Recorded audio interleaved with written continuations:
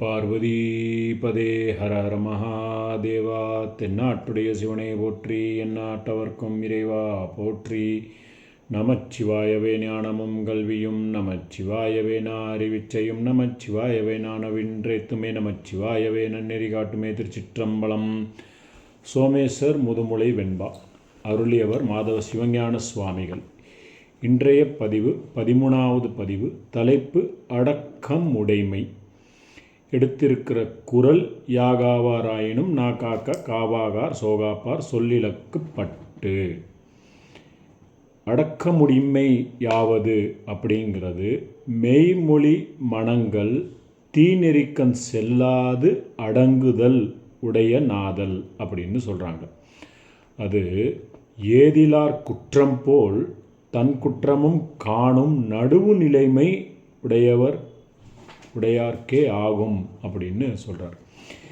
இதுக்கு சுவாமிகள் சொல்கிறாரு வெண்பால, எல்லாம் உணர்ந்தும் வியாத நியம்பி எவச் சொல்லாலே நாவ் அயர்ந்தான் சோமேசா வல்லமையால் யாகாவாராயினும் நா காக்க காவாக்கார் சோகாப்பார் சொல்லிலக்கு பட்டு அப்படின்னு சொல்கிறாரு. அதாவது தம்மால காக்கப்படுவன எல்லாவற்றையும் தமக்குள்ள வல்லமையால் காக்க முடியலைன்னாலும் இந்த நா ஒன்றை கண்டிப்பாக காத்துத்தான் ஆகணும். அப்படி நம்ம அதை கட்டுப்படுத்தாமல் விட்டோம்னா காவாராயின் சொல் குற்றத்துக்கு உட்பட்டு துன்புறுவர் அப்படின்னு சொல்கிறாரு.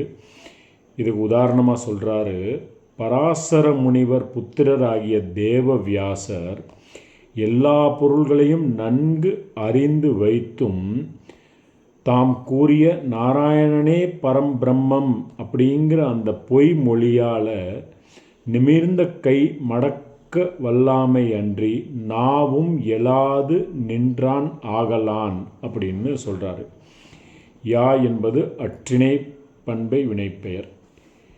இதில் இதை யாகாவாராயினும் நாக்காத்தல் வேண்டும் அப்படின்னு சிலப்பதிகாரத்திலையும் நமக்கு சொல்லியிருக்காங்க. காவாதொருவன்றன் வாய்த்திறந்து சொல்லும் சொல் அப்படின்னு 4 அடியிலையும், நாவாது காவா நாகில் அவனுக்கா நடந்து போரில் சாவது பழுதென்றன்றோ சகத்துள்ளார் சாற்றுகின்றார் அப்படின்னு வில்லிபுத்தியார் கிருஷ்ணர் பற்றி சொல்லும்போது அதில் சொல்கிறார். பொதுப்புரையில் நம்ம பார்த்தோம்னா சுவாமிகள் சொல்கிறாரு, சோமேசா, நாம் காக்க வேண்டியவற்றுள்ள எல்லாவற்றையும் காக்க மாட்டாராயினும் நமக்குள்ள வல்லமையால் நாக்கு ஒன்றேனையும் காக்க வேண்டும். அதனையும் காக்கவில்லை என்றால் சொல் குற்றத்தில் பட்டு நாமே துன்புறுவோம்.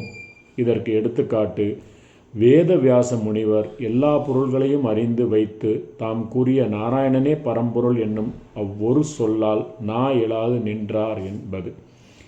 கதையை பார்த்தோம்னா, காசி தலத்தில் கங்கைக்கரையில் முனிவர்கள் எல்லாமே புடை சூழ இருக்கையில் வியாச முனிவர் பரம்பொருள் யார் என்பதை முனிவருக்கு உணர்த்த கருதினார்.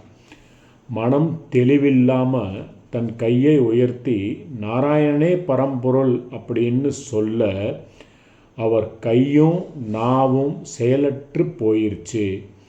வியாசர் கூற்று முழு பொய் அப்படின்னு முனிவர்கள் யாவரும் உணர்ந்தாங்க.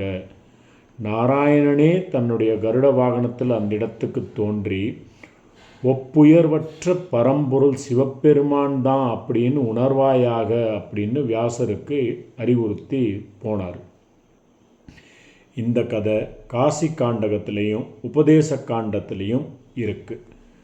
திரும்பி ஒரு வாட்டி செய்யல பார்த்துருவோம். எல்லாம் உணர்ந்தும் வியாத நியம்பிவிய சொல்லாலே நா வயர்ந்தான் சோமேசா வல்லமையால் யாகாவாராயினும் நா காக்க காவார்க்க சோகப்பர் சொல்லிலக்கு பட்டு.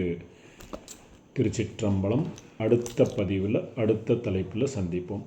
நம பார்வதி பதே ஹர ஹர மகாதேவா. தென்னாட்டுடைய சிவனை போற்றி, எந்நாட்டவர்க்கும் இறைவா போற்றி.